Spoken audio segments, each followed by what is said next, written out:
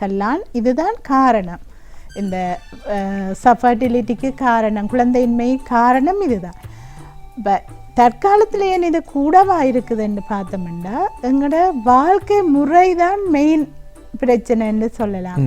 எங்களுடைய சாப்பாடுகளை எடுத்தோம்னாலும் துரித உணவு, மற்றது அதோட உடற்பயிற்சியின்மை, இது போன்ற எங்களோட இப்படியான அந்த எங்களோட லைஃப் ஸ்டைலால் தான் இப்போ கூடுதலாக பார்த்திங்கன்னா எல்லாருமே இருந்து வேலை செய்கிறது, உடற்பயிற்சி இல்லாமல் இருக்கிறது, சாப்பாடுகள்னு போகும்போது துரித உணவுகளை நாடி போகிறது, இப்படியான பிரச்சனைகளால் எங்களுக்கு இந்த கருமுட்டைகள் உருவாகிறது குறைபாடாக இருக்குது. பெண்களில் பார்த்தோம்னு சொன்னால் இப்போ கூடுதலாக பெண் பிள்ளைகள் முதல் சாதாரணமாக 12-15 வயதில் தான் பூப்படைவாங்க.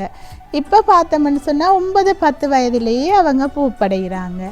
அதே நேரம் அவங்களோட அந்த பெரிய பெண்களை பார்க்கும்போது அவங்க அவங்களோட அந்த மாதவிடாய் சக்கரம் நிறைவடைகிற காலப்பகுதியும் குறிப்பிட்ட வயதை விட முன்கூட்டியே நடக்குது. அப்போ இதனால் அவங்களோட அந்த ஃபர்டிலிட்டி பீரியட்ன்றது கருத்தங்குற அந்த காலப்பகுதியானது குறைவடையுது. இப்போ படிப்பு அல்லது அவங்களோட வேலை நிமித்தம் காரணமாக அவங்க மேரி பண்ணுற அந்த வயது, அவங்களோட திருமண வயதும் 30 வயதை தாண்டி நடக்கும்போது அவங்களோட அந்த ஃபர்டிலிட்டி பீரியட், அதாவது ஒரு அந்த காலப்பகுதி குறுகியதாக இருக்குது.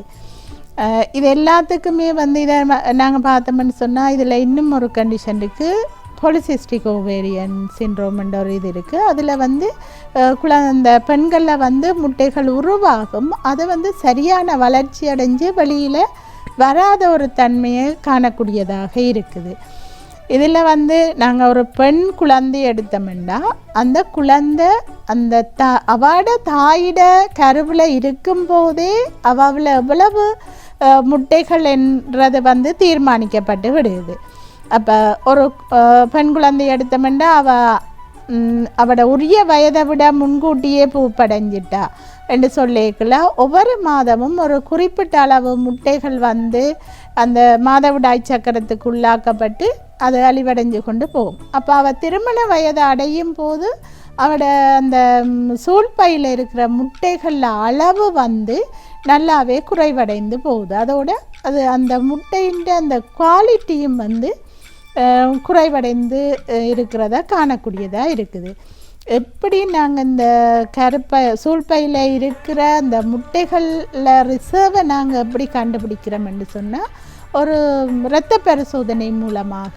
இப்போ அதில் ஆன்டி முல்லேரியன் ஹார்மோன் ஒன்று இருக்குது, அதாவது AMH அந்த பிளட் டெஸ்ட்டை நாங்கள் செய்தோம்னு சொன்னால் நார்மலாக 30 வயதுக்கு மேற்பட்ட பெண்களில் தான் அந்த AMH குறைவடைந்து போகும். தற்காலத்தில் பார்க்கும் பொழுது மிகவும் முன்கூட்டிய வயதிலேயே 25-24 வயது பிள்ளைகளையே இந்த AMH வேல்யூ குறைவடைஞ்சு போகிறத காணக்கூடியதாக இருக்குது. இது ஒரு இது. மற்றது அப்போ நாங்கள் இப்போ சின்ன பிள்ளைகளாக இருக்கேக்குள்ள அவங்களுக்கு இப்போ இந்த PCOS என்ற இந்த கண்டிஷன் இருக்குமென்று சொன்னால் அவங்களுக்கு இந்த பீரியட் மாதம் வராது, மாதவிடாய் சக்கரம் ஒழுங்கு இல்லாத மாதிரி இருக்கும். ஒரு 2 மாதத்துக்கு இருக்கும், பிறகு ஒரு 3 மாதம் தள்ளி வரும், அப்படி. அப்போ நாங்கள் இந்த காலத்தில் பிள்ளைகள் என்ன நினைக்கிறாங்கன்னு சொன்னால் இது எங்களுக்கு மாதம் வாரது ஒரு கஷ்டமாக இருக்குது, இப்படி வராட்டிக்கும் பரவாயில்ல என்ற ஒரு இதில் தான் அவங்க அதுக்குரிய சிகிச்சை முறைகளை எடுக்காமல் கவனிக்கப்படாமல் இருக்கிறாங்க. இதே மாதிரி இன்னொரு கண்டிஷன் மாதவிடாய் நேரம் பிள்ளைகளுக்கு வயிற்று வலி இருக்கும். அதுக்கு காரணம் என்னென்னா இதில் கருப்பையிட உள் லைனிங் இருக்கிற அந்த அதில் இருக்கிற அந்த கலங்கள் வேறு இடங்கள்லையும் அது அவங்களுக்கு கன்ஜெனிட்டலாகவே வேறு இடங்களுக்கும் போயிருக்கேக்குள்ள அந்த மாதவிடாய் சக்கரத்துக்கு அந்த வழியில் இருக்கிற அந்த செல்ஸும் உட்படையக்குள்ள அவங்களுக்கு அந்த வயிற்று வலி வருது. இந்த வயிற்று வலியையும் வந்து தாய்மார் இதை கவனிக்காமல் விடுற இடத்து இந்த பிரச்சனைகள் எல்லாம் சேர்ந்து அந்த பிள்ளை வந்து திருமணமான பிறகு இது வந்து எங்களுக்கு குழந்தையின்மைக்குரிய ஒரு பெரிய ஒரு பிரச்சனையாக வந்து விஸ்வரூபம் எடுத்து இருக்குது.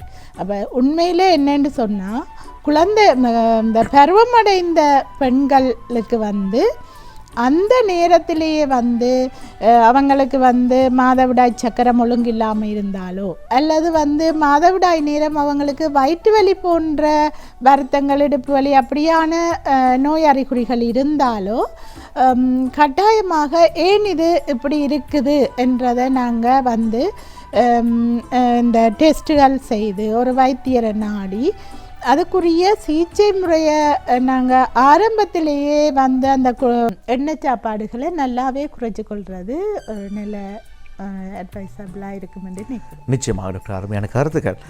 இப்பொழுது டாக்டர், நீங்கள் சொன்னது போல் இத்தகைய உணவு பழக்க வழக்கங்கள், உடைப்பயிற்சிகள், நடைப்பயிற்சி, இத்தகைய நல்ல பழக்க வழக்கங்களை கடைப்பிடித்திருந்தாலும் ஏற்கனவே நாங்கள் சொன்னது போல் அந்த மாதவிடாயினுடைய முதலாவது நாளிலிருந்து 12வது நாளிலிருந்து 12ஆம் நாள் கடந்து 18ஆம் நாட்கள் வரை இந்த காலப்பகுதிக்குள்ளே இவர்கள் குழந்தைக்காக அவர்கள் முயற்சித்தாலும் சில நேரங்களில் குழந்தை பேர் என்பது தள்ளி போகின்ற பொழுது அவர்கள் எப்படியாக வைத்தியரை நாடி எத்தகைய ஆலோசனைகளை பெறலாம்? அதுக்கான வாய்ப்புகள் இலங்கையை பொறுத்த மட்டும் அனைத்து மாவட்ட வைத்தியசாலைகளிலும் இருக்கின்றனவா? அதுக்கான சிகிச்சை முறைகள் இருக்கின்றனவா? இவை பற்றி தெளிவுபடுத்துங்க டாக்டர். ஆமாம், முதல் வந்து ஆரம்பம் வந்து எங்களோட லைஃப் மாடிஃபிகேஷன் அது எல்லாமே செய்தும் எங்களுக்கு அப்பயுமே சரி வரலைன்னு சொன்னால் நிச்சயமாக ஒரு தம்பதிகள் வந்து மேரி பண்ணி ஒரு 1 இயர் ஒரு வருட காலத்துக்கு அவங்க வெயிட் பண்ணி பார்க்கலாம். அதுக்கு பிறகும் அவங்களுக்கு குழந்தையின்மை தொடர்ந்து இருக்குதுன்னு சொன்னால் கட்டாயமாக அவங்க வந்து ஒரு வைத்தியரை நாடி இது சம்பந்தமான வைத்தியரை நாடலாம். நாடி அதுக்குரிய முதல்ல அடிப்படை காரணம் என்னன்றதை கண்டுபிடிக்கிற